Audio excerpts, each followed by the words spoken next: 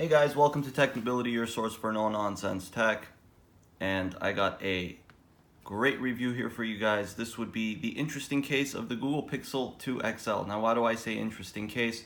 Well, there are a couple things about this phone that a lot of people have been complaining about, I suppose is the word. A lot of techies, tech sites, and tech journalists have been complaining about, which I'll get into once I get into the details of the handset. But I do want to mention that the Pixel 2 XL is Google's latest and greatest in terms of the Pixel line, a phone that essentially replaced the Nexus, and this would be the second iteration of the Pixel, of course, following the original Pixel, which was a great success that was released last year. Okay, the Pixel 2 XL, again, is Google's latest and greatest. It's running stock Android Oreo 8.0. You can see in terms of the front of the screen, it's a POLED, that would be polarized OLED display. Basically what that means is that in direct sunlight you're going to get better viewing. However, it does have its drawbacks, and again I'll get into that in a moment. This thing is IP67 certified dust and water resistant. So, however, I do have my issues with that, and again, something I'll get into in a moment. 7.9 millimeters, so it's a fairly thin phone. 6-inch display, it's 1440 by 2880 pixels with 538 pixel per inch density. It's 18 by 9 ratio, 76.4% screen to body ratio. So it's not all screen, but it's very little bezel. There isn't much bezel. You can see the top and the bottom as well as the sides. It's not a curved display. It's more of like a sandwich display, I would call it. Still a nice screen nonetheless. It's got Corning Gorilla Glass 5. Again, Android 8.0. And in terms of the hardware, it's running a Qualcomm Snapdragon 835 chipset with an octa-core CPU, Adreno 540 GPU. It's got 4 gigs of RAM. Internal is 64 and 128 gigabytes, so you can get 2 iterations. Comes in a multiple variety of colors, kind of blue, black and white, just black. And you can also get that with the regular Pixel 2 as well. In terms of the camera, it's got a 12.2 megapixel shooter on the back with optical image stabilization. On the front, you have an 8 megapixel shooter. This thing does record in 4K, of course. Dual LED flash. Fantastic camera, no doubt about that. Again, same with last year's Pixel. So they basically improved on last year's camera, made it even better. You can see the fingerprint on the back, something that a lot of phone manufacturers have been doing these days. This is an LG manufactured phone in terms of the hardware, so it's similar to LG in that regard with the fingerprint on the back. It's got a non-removable 3520 milliamp battery, which I'm not impressed with thus far. I'm not impressed with the battery life. It hasn't been all that great. And I've moderately used the phone. You can see on the bottom, no headphone jack, which is a bummer. 3.5 millimeter headphone jack is gone. You could see the USB-C charging port. The back is very plain and simple. It almost feels like a softer finish. It doesn't feel like it's all metal. It feels like a soft matte-like finish, and you can see the glass up top. You can see the front again, all screen with the dual speakers on the front as well. Power button on the right, volume rockers as well right there on the same side. Nothing here on the left. Again, the front-facing camera, and of course you have the ability to squeeze the phone to access Google Now. It's a feature that was available on HTC's U11, which they added here with the Pixel 2 XL. Now getting into the phone in terms of its screen, this is what I really wanted to discuss here, and this is why I call it the curious case of the Pixel 2 XL. The screen is not that great. I don't know how else to put it. It's just not that great. It's washed out. When you tilt the screen, it has this awkward blue tint. It's a nice screen in terms of touch responsiveness. It's very responsive to my touch. You could see it literally opens everything immediately. So in that regard, it's well done. And I know Google has said that they tried to go with natural colors, but I feel like for an AMOLED or an OLED display, it's just washed out. It looks more like a low-end LCD display. I hate to say it, but that's what it looks like. Now, I installed this application called Oreo Colorizer, and you can see it's on now. If I turn that off, however, it is going to dim out the colors a little bit.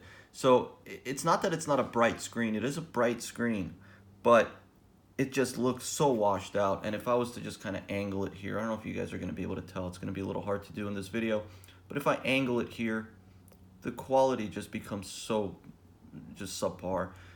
The colors, the blue tint is so obvious at that point. And, you know, I'm bummed out by that because the first thing that people look at with their phones is the screen. And I know that the hardware is fantastic on this phone, but the screen, it's the first thing we look at. So when the screen quality isn't all that great, it kind of defeats, you know, the experience that you get with the phone. And with all that said, I do want to say that the Pixel, the first iteration Pixel XL had a fantastic display. And this display just is a downgrade in my opinion. I mean, it's got the same 2K resolution, but it's a downgrade.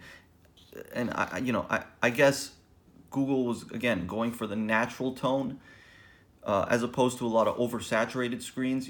I guess you get that sometimes with Samsung, and of course with the iPhone X, people are complaining that might be slightly a bit oversaturated, but that's what people's eyes are used to. So when you're used to that type of display and then you get this, it's a little bit of a letdown, but nonetheless, it still gets the job done. I mean, if you're not that picky, then it's not going to be that big of a deal. You do get stock Android in a very fast and fluid experience, so in that regard, it's fine. Another thing that I'm not really too crazy about with this device is the placement of the speakers, or the way that they are kind of like protruded in. You can see right there. The reason why I'm not crazy about that is because dust gets in there very easily, and it's not easy to clean out. The same with the sides. There's a little bit of a gap in between the bezel and the display. So dust does easily get in there, and if you're like me and you're OCD when it comes to that, that's going to bother you, and it does in fact bother me. I guess it's not the worst thing. It can be overlooked, but it is there, and it is an issue in my opinion. Okay, now getting into the actual benefits of this phone. Now, again, like I said, it's got the latest and greatest in terms of hardware. It's 4 gigs of RAM, plenty enough. And it is IP67 water and dust resistant. So just in terms of overall speed and fluidity, it's very fast. It's stock Android. You're not going to get much in terms of customizations. You get a lot of nice wallpapers. You got these living universe wallpapers, which I'm a real big fan of. You could see it's very fluid. Everything I'm doing is immediate to my touch. A little bit buggy. I had some weird things going on with this phone yesterday where the screen was literally just doing a bunch of things on its own. So that was something that I experienced that I wasn't too crazy about. It did go away after I pushed the power button and locked the phone, but I did experience some weird touch issues.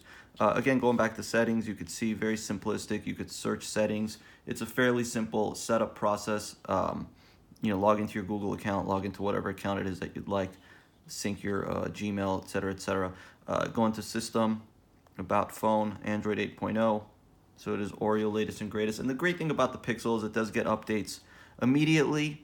So you will be getting the latest updates as soon as they're released by Google, as opposed to other OEMs that run Android that take forever to release an update. So that's obviously important in my opinion. If I go to display, you could see you have the vivid color options, which I leave on because if you don't leave it on, then the screen is even more washed out. Auto rotate screen, font size, display size, ambient display. Of course, you can get the virtual reality headset for the Pixel 2 XL, night light. And I'm just going to go ahead and turn on Oreo color one more time. Okay, just because it does make the screen a little bit more bearable in my opinion. The ability to add widgets, home settings, add icon to home screen. Now, if you download an app from the Play Store and you want to remove it, or you don't want it to automatically add, you could turn that feature off. Display Google app suggestions, which basically you could see right here if I was to go to the left. All the news, latest news, trending news and whatnot. So a ton of different content here that you can get. Very customizable, which is nice. Not much else to say about the software. I mean, it's stock Android. So again, you can see it's very simplistic, very fast phone. I guess that's one thing that I do appreciate about the Pixel and Nexus line, formerly known as the Nexus line. It's very fast. It's literally just immediate to my touch. There's no lag whatsoever. Again, you can see the browser here. Very fast. Pinch zoom, super responsive to my touch. So it's not to say that it isn't a phenomenal device in terms of its performance. It absolutely is. Okay, let's go ahead and play some videos here and just look at some audio quality as well. Okay, we'll do just a random video here. Hey guys, so I just got my Nintendo dog sticker. This was a Kickstarter project that I had donated some money to, and I thought it was just really.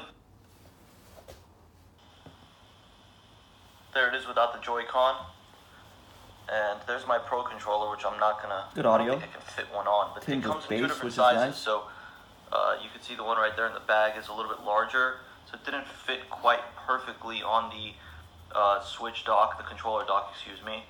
However, I am a fan of this sticker. I just think it looks really nice.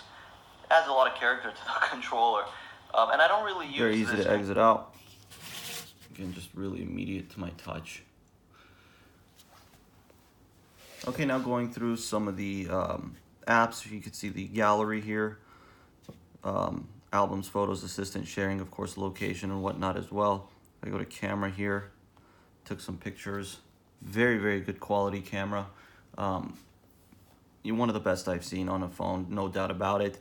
Maybe a little bit bogged down because of the color saturation, but again, sometimes people don't like the overly vibrant colors on a screen, which is fine.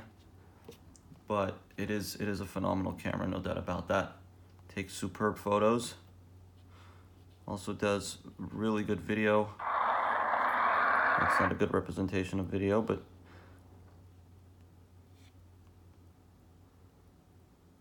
going through these photos here. And again, I could just multitask to exit out. Very easy. Okay, looking at the weather application here. Look at the dialer. Messaging application.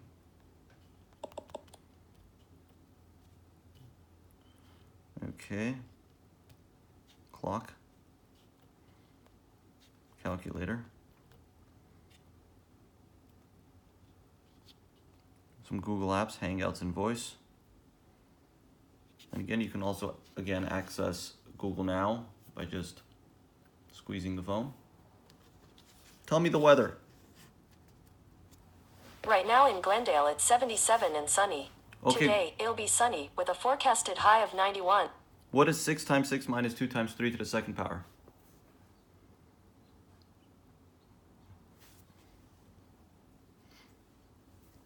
The answer is 18. Okay, Google. What is the best phone in the world? Here is information from Business Insider. Okay, Google. How old is Thomas Jefferson? Thomas Jefferson was 83 years old when he died in 1826. Okay, Google. Open settings. Okay, you see how easy breezy that is? Okay. Let's just go through some other Google apps here. You have Daydream. You have Android Pay. You have Allo, Duo. Great applications. Of course, you have the Google keyboard here. Very responsive.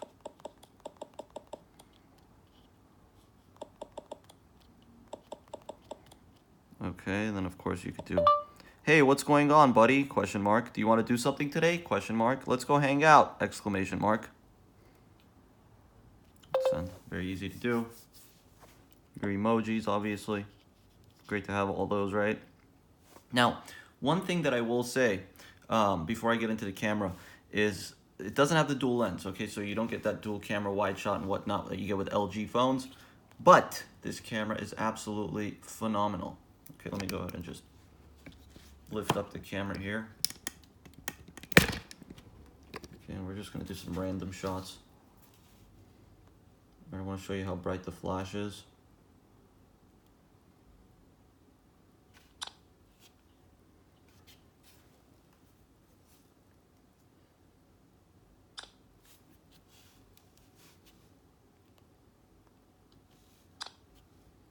Okay, zooming in. See the detail there. Okay, not many features that you would get with the other OEM cameras, but still you have slow motion, panorama, photosphere, portrait, of course settings, and you have the front facing camera, which is a great front facing camera, by the way. All right, so we can take pictures with the front facing camera, very easy. Quick shutter speed. You know, there's no lag there on the shutter speed, so that's good. Okay. So in terms of the camera, you're gonna get a phenomenal experience. It's not it's a high-end camera on a high-end phone, and it's really one of those phones where you are gonna get the best quality, but you're gonna get it at a premium price. I mean, this phone is gonna cost you almost $1,000. So not a cheap phone by any stretch. So yes, it has a great camera, but it does come at a price. And I don't know if the drawbacks, such as the screen and, in my opinion, the dust getting into the speaker grills, is really a deal killer for me in terms of this phone. It's just one of those devices where it's so good in terms of its functionality and so good in terms of all of its features, but it's got such a big drawback with this screen. And you're not going to notice it now. Again, I have Oreo Colorizer on. But when that thing is off, this screen is definitely washed out, especially if your eyes are used to other phone screens. Heck, even iPhone screens, which are LCD, I mean, tend to seem more saturated than this. So hopefully Google releases a software update that fixes it. I don't know how it's going to fix the blue tint at angles. I know people are saying that Oreo Colorizer has fixed that, but in my opinion, it hasn't. The screen does still have a blue tint, even with Oreo Colorizer when you tilt the phone. And everybody that I've showed it to has immediately noticed the blue tint. It's just so obvious. Yeah, I mean, it's one of those things that if screen is your top priority on a phone, which most people it should be, this might be a deal killer. And I really wanted to love this phone, guys. I really, really wanted to love this phone. It's stock Android, which is my favorite. It's fast, it's fluid, it doesn't have any bloat on it, which is phenomenal. But unfortunately, it's bogged down by a couple issues that essentially make the phone maybe not the greatest buy, especially for the price that it's listed at. Maybe if it was listed for half the price. I remember when the Nexus 5X came out, I believe it was $399 or $299. It was listed at a really great price. That was worth it. But this, to be priced at almost $1,000, I don't know, guys. I might tell you to look at other OEMs, look at other phones, see what else is out on the market, and then if you can't decide or you're dead set on getting the stock Android experience, then I would say go with this phone. But otherwise, I don't know if I can necessarily recommend it as a standalone $1,000 device. If you could buy third-party used for a little cheaper, I might suggest doing that. But I think the phone is still in beta mode. It has too many issues. And the battery life, like I said, it's not that it's bad. It's pretty good. Like right now, you see the battery's still at 100%. But once you start using the phone heavily, it starts bogging down a lot. I mean, the battery will just die really quickly. At least that's with my unit. Maybe I got a defective unit. I don't know. Because I've heard people talk about how the battery life is really great on this device. So maybe I've got a bad unit. But I did want to point that out as well. And, again, I'm not trying to deter you from purchasing this phone or trying to say that it's not a fantastic experience. Experience-wise, like I said, it's great. But given the issues that I've discussed, I just want you guys to make sure that you're putting your money towards a good investment and then not something that may lose its value in the next 6 months, or Google may say, hey, you know what, we apologize for releasing that first batch of Pixel phones. We're going to re-release it with a new screen or whatever. If that happens, then it's not a good buy. So I would say wait it out, see what Google is going to do, see if they're going to send a software update. For the time being, if you do have the phone, download Oreo Colorizer. This thing will dramatically help your screen. So that is something that you should immediately do. Okay, that's pretty much it, guys, for the Pixel 2 XL review. There's not much else I want to cover. I wanted to be really excited about this phone. Unfortunately, I'm not. So there you guys have it. I'm Berj with Technibility. Thank you guys for watching. If you have any phone repairs, let me know. I'll leave my information down below. I take shipping devices, great prices, fantastic quality repairs. Thank you guys for watching. I am Berj. Have a good one.